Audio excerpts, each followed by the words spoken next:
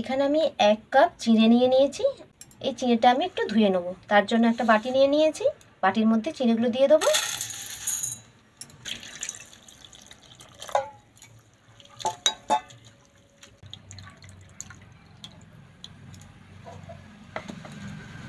এখানে নিয়ে নিয়েছি একটা ছোট্ট গ্রেটার, আর নিয়েছি একটা আলু।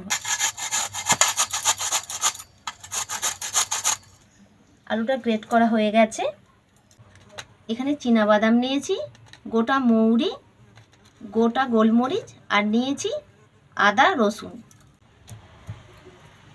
বাদামগুলো ঠিক এইভাবে ভেঙে নিতে হবে। গোলমরিচগুলো একইভাবে ভেঙে নেব।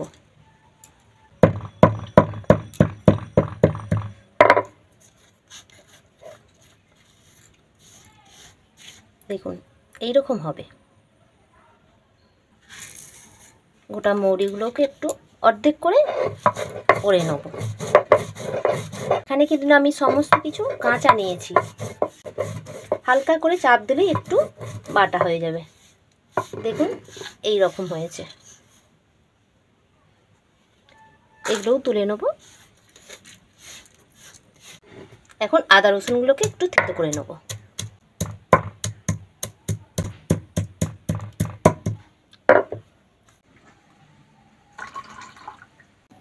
কড়াতে দিয়ে দেবো 1 টেবিল চামচ সরিষার তেল। কারি পাতা নিয়েছি, কারি পাতাগুলো তেলের মধ্যে দিয়ে দেবো। দিয়ে দেবো 1/2 টেবিল চামচ গোটা জিরে। দিয়ে দেবো মৌরি,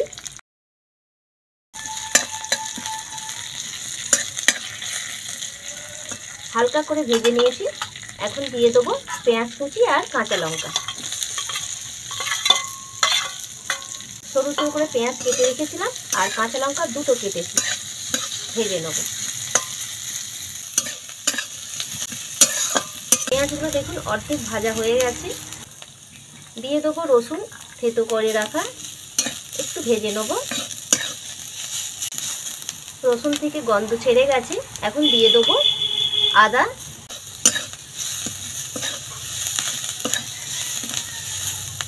বাদাম, গোলমরিচের থেতো করে রেখেছিলাম, দিলাম।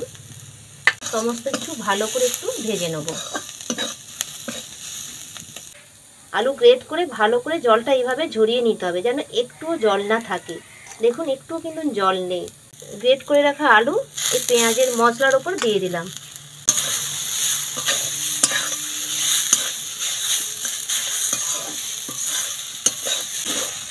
দেখুন আলুর গায়ে আঁচ লেগে গেছে, আলু নরম হয়ে গেছে। এখন দিয়ে দেবো সামান্য হলুদ গুঁড়ো, স্বাদ মতো লবণ,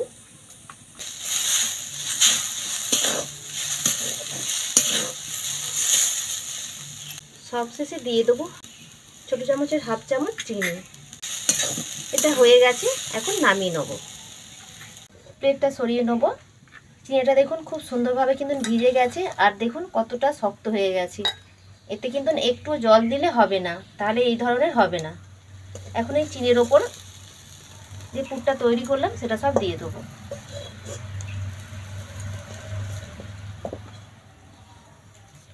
সমস্তটা দিয়ে দিয়েছি।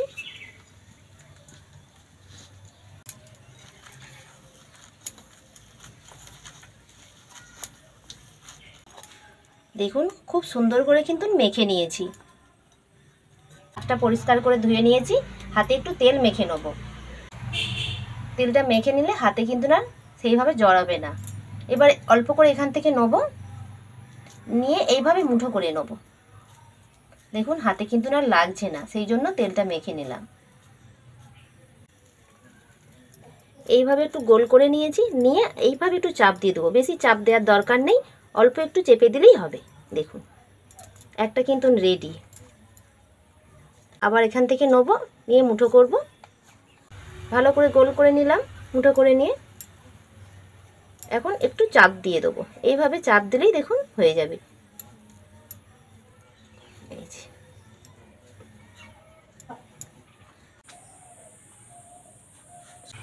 এখানে নিয়ে নিচ্ছি আমি চীনা বাদাম, একটা করে মাঝখানে দিয়ে দেবো।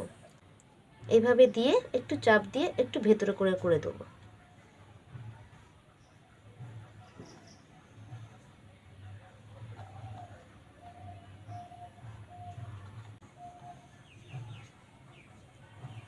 সবগুলো দেয়া হয়ে গেছে, এখন এগুলো ভেজে নেব। তেল ভালো করে গরম করে নিয়েছি, এখন তেলের মধ্যে এক এক করে দিয়ে দেবো, দিয়ে ভেজে নেব।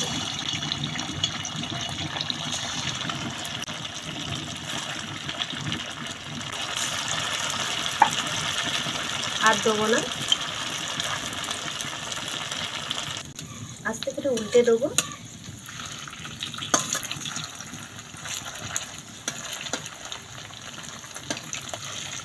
দেখুন অল্প আঁচে কিন্তু ভেজে নিতে হবে, তা নাহলে এগুলো পুড়ে যাবে। চিড়ে তো বেশিক্ষণ সময় লাগে না, একটুতেই ভাজা হয়ে যায়।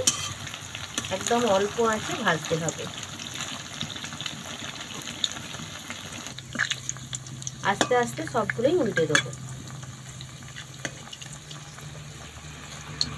দুদিকে খুব সুন্দরভাবে কিন্তু ভাজা হয়ে গেছে, যে লাল লাল হয়ে গেছে, আর ভাজার দরকার নেই। এখন আস্তে আস্তে তুলে নেব। দেখুন কত সুন্দর হয়েছে দেখতে, খেতেও খুবই সুন্দর। একবার অবশ্যই বানাবেন। দেখুন সবগুলোই খুব সুন্দর হয়েছে। আজকের এই রেসিপিটা কেমন হয়েছে আমাকে কমেন্ট করে অবশ্যই জানিয়ে দেবেন। ভালো লাগলে বেশি বেশি করে সবার সঙ্গে শেয়ার করে দেবেন। আর আমার চ্যানেল যদি নতুন বন্ধু হয়ে থাকেন সাবস্ক্রাইব করে দেবেন। আজকের মতন এখানেই শেষ করলাম, আবার নতুন রেসিপি নিয়ে আপনাদের সঙ্গে দেখা হবে। আপনারা সবাই ভালো থাকবেন, সুস্থ থাকবেন। নমস্কার।